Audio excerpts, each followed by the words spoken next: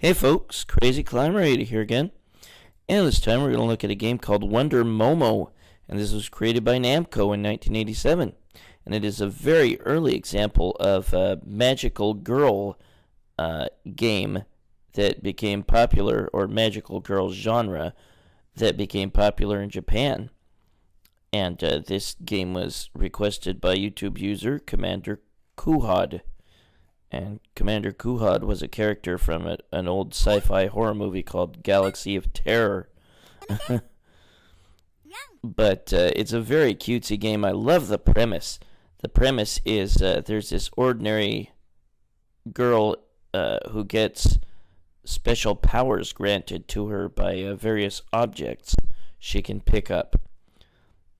But in reality, it's just a school play. And see, she's on a stage, and she's beating up all these extras, cast members that are playing the bad guys. Sometimes they look off at the audience, as in, I forgot what I was supposed to do here or something. But you have a vital meter at the top left. And once that runs down to 0, you lose, and you just fall down on your butt on the stage, and the game ends. Although you can always continue. But this is such a cute premise. I love the premise. Unfortunately, the controls are not very good, and you often bump into enemies, or you try to kick at them and you'll miss them. It's very easy to run into an enemy that just springs up on the stage. I love that. That's a parody of the MGM lion. The setup for the game is really cute. I love that. But yeah, the controls really kind of doomed this game. This was Japan only, as far as I know. There's a early bit of fan service that became more present in mainstream anime later on. See, I hate it. You can easily miss the enemy and bump into them and fall on your butt. Here and there will be a tornado that'll appear, and that'll allow you to get stronger attacks, and it'll give you a magical hoop that you can throw at the enemies. Unfortunately, you have to catch that hoop. If you miss with your throw, you'll have to wait for it to bounce back to you. And even if you hit the enemy, it has to bounce back to you, the hoop. God damn, the controls on this game. You can miss with your kick. You can run right into an enemy very, very easily. Those little Pokeball things, or that color of them, can turn into or it can replenish your energy. Here's that hoop, and there's a boss. Yeah,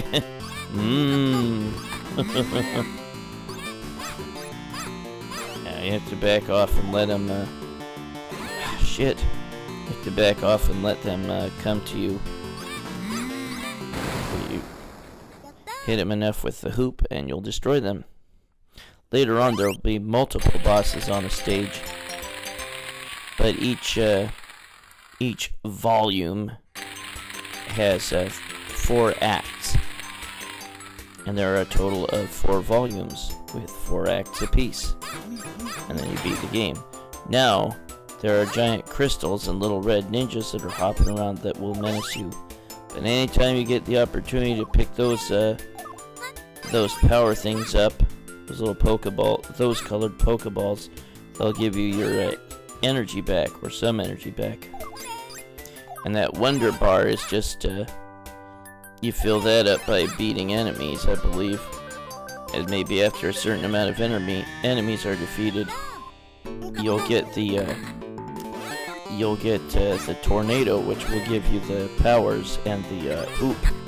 Now here's a boss who comes at you with various acrobatic tricks, and I beat him. Once in a while, if you do a certain move, like a jump and maybe a splits or something that shows off your panties. You can actually see your panties on your character in this game. There might be a guy taking pictures, and if he snaps a picture while you're doing that, your character will be embarrassed and fall on the ground to her knees and just kind of try to cover up. And during that time, she's susceptible to attacks. So keep that in mind. Very funny premise. Very cutesy. I love the premise, but boy, the controls are terrible. And I hate how the enemies can just pop up from anywhere and run into you. Very annoying controls.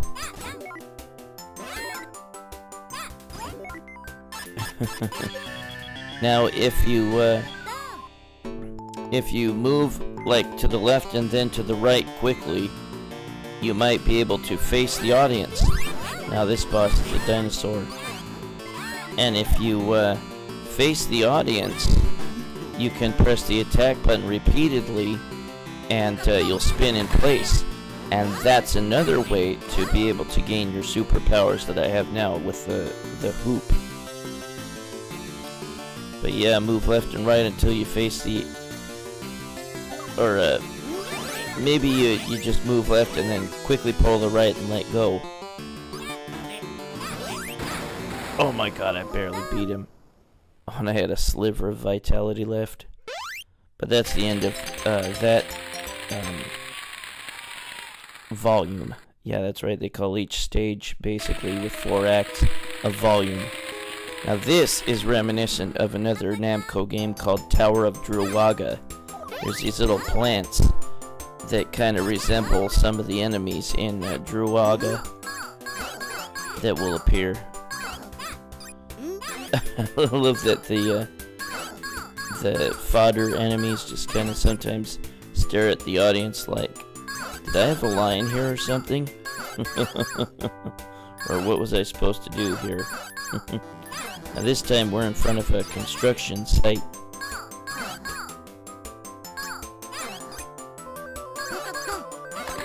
And the guy...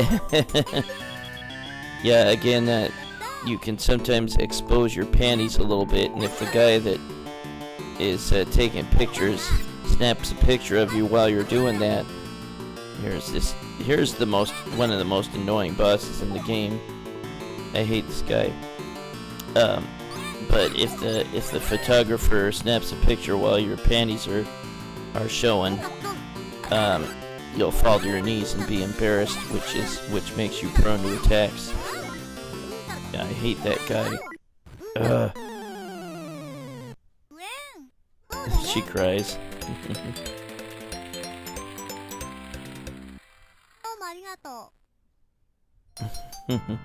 You gotta put in a lot of initials, so I gotta put in my full first name.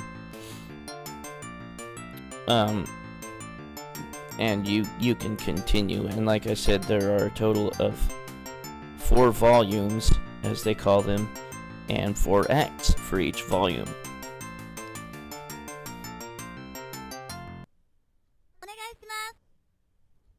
I'll let the timer run out here, but I'll show you bits of the rest of the game, of each of the rest of the acts. That's Wonder Momo. You're a wonder, Wonder Momo. All the world's waiting for you, and the powers you possess. Yeah, it makes me think of the old show Wonder Woman. But yeah, this is I put on invincibility by this point, just to try to get through the levels quicker. And I'll just show you, like, the beginning of each level, and then the boss of the end of that act. And the guy taking pictures, I'm not sure what he says, but it sounds like he's speaking in German or something. Ungestunts. I don't know what he says. But again, if your panties are showing while he snaps his picture, you'll be incapacitated for a short while you try to cover up. Very embarrassed. But yeah, we'll just look at parts of each act of the remaining volumes. She can sometimes do the splits if you like jump in the air and move back and forth. Here's another power-up you can sometimes get. That's a blue and white ball that you can pick up from defeating certain enemies. It'll allow you to spin in place for a long time, and you can shoot little energy waves for a while.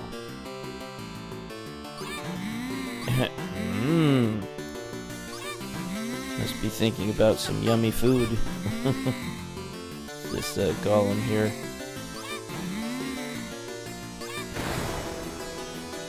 But yeah, at this point on, there's going to be likely multiple bosses at the end of each level.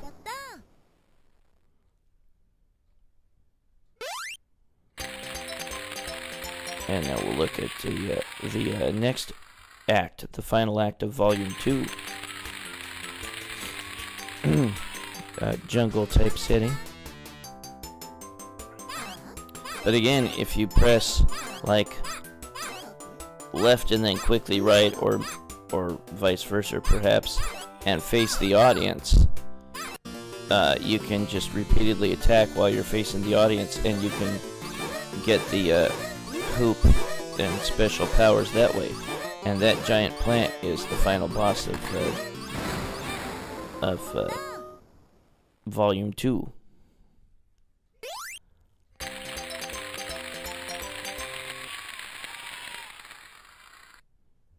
Yeah, maybe if you jump and then like wiggle left and right while attacking, you might be able to do the splits in midair. And at the beginning of this volume, your schoolmate is abducted, and you'll be able to save her at the end.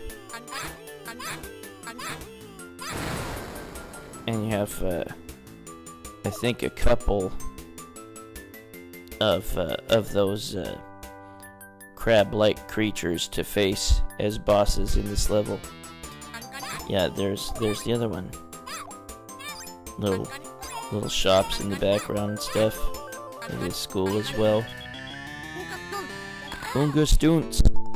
I really don't know what the hell he says. Oh, there's another ball with this. That ball grants you wave powers. Oh, and there's yet another boss. There, she did the splits in midair. Oh, this guy. It's an acrobatic or breakdancing guy.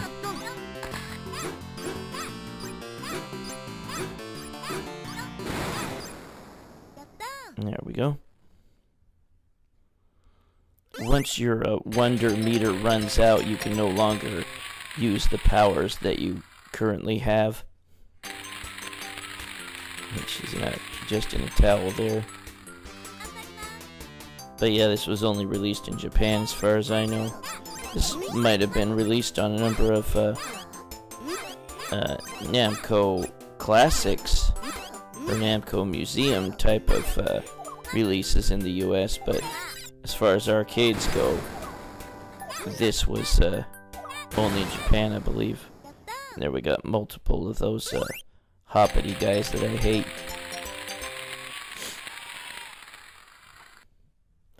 Now we're on the third act of Volume 3.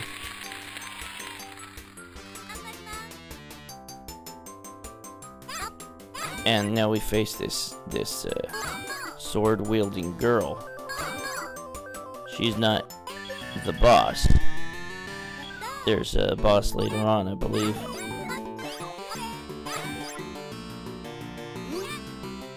There was an anime animega series, I believe, of Wonder Momo. This was popular in Japan. It's got a little bit of notice in America, I mean, years later after the game was released. Again, this was suggested by YouTube user Commander QUUHOD, and it's spelled CMDR QUUHOD. And again, that's a character from a sci-fi horror movie from the early 80s called Galaxy of Terror.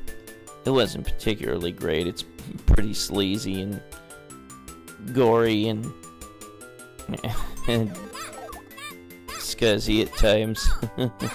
Definitely not a movie for feminists. It's produced by Roger Corman. Unga Stunts. German photographer. I'm sure Unga Stunts means nothing in Germany. And now here is the boss of this level. You have to attack him when he's opened up, when he lands and opens up. And again, yeah, I've got invincibility on. I just kind of wanted to show you parts of each level quickly. Yatta, which means I did it. Domo arigato. There's her schoolmate that she rescued. But yeah, the presentation of this game is really cute. I like the presentation very, very much. The controls, and And now here, there's like these enemies that came through this this warp gate or whatever that is, a teleporter, transporter, and then you take it after you've beaten 4-3. It's a hippity hoppy guys again, and then you go back up to the enemy spaceship for the last act of the game.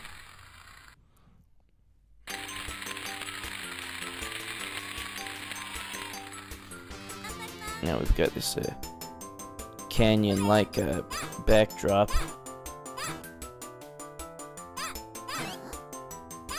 And you gotta destroy these things. There's like 2 of them, I think. Yep. But then I think there's also a boss later on. Yep, this breakdancing guy or whatever. There's a photographer trying to take a picture of my panties.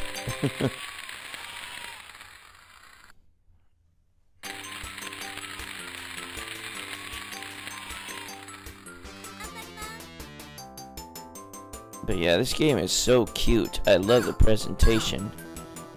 But yeah, if you don't want to wait for the tornado thing to come to you, there's an energy Pokeball. Then move left and right in place until you face the audience, and then just press attack numerous times. Now we got these guys with bazookas left and right. You want to avoid their missiles they shoot out of there. Oh, and a hippity hop guy. Great. Multiple bosses.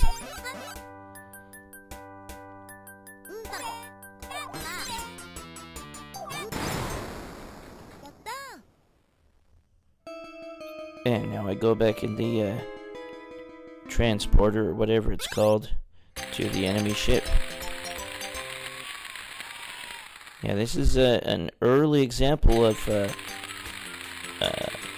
magical girl genre, which was kind of nice. I mean, put female protagonists in the limelight for Japanese media.